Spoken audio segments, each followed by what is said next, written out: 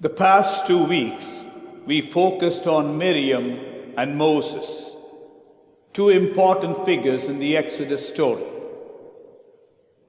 Today, we turn our attention to Aaron and the people of Israel as a whole, and their wandering through the desert. The scriptures give us nothing of the early life of Aaron. The first mention of his name occurs during Moses' encounter with the divine. Moses is trying to get out of the perilous mission that God is calling him to on the plea that he was slow of speech and lacking in eloquence. God answers his objection, saying that Aaron the priest, who was endowed with eloquence, would be his spokesman. The incident of significance under Aaron's leadership is the creation of the golden calf. God summons Moses, who ascends the mountain, leaving Aaron in charge. The return of Moses is delayed, and the people of Israel turn to Aaron and plead to give them a god. And he gives them the golden calf, molded from the gold that was precious to them. As Moses returns, he hears and sees this abomination. He is appalled and angry and breaks the tablets of the commandments. When questioned by Moses, Aaron simply states that he gave the people what they wanted. Aaron is not punished for his transgression. In fact, Moses pleads for pardon from God for Aaron and for the people of Israel for this sin of idolatry.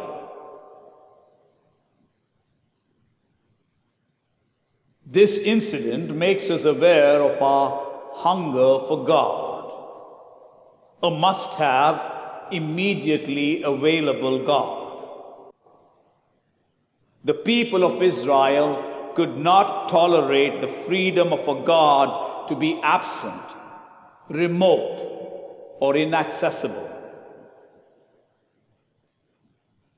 The golden calf, a reassuring, ever-present, and ever-available God, was a welcoming alternative to the demanding, uncompromising, and sometimes unavailable God.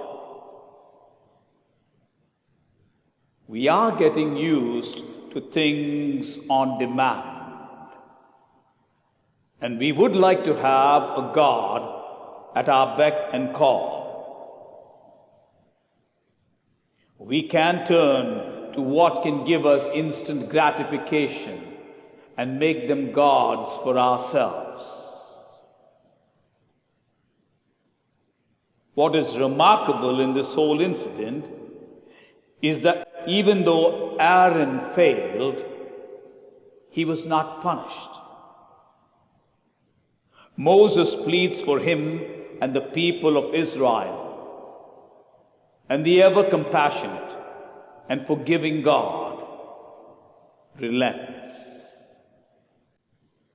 The long, arduous journey of the people of Israel through the desert is filled with complaints, punishments, God's providence, and healing. Food, drink, and health are three important requisites during this difficult journey.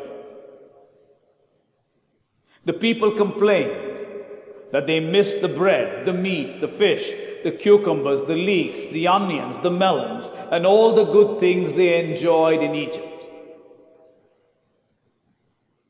God heard their cry and provided them with manna and quail each day to satisfy their hunger. They complained about lack of water,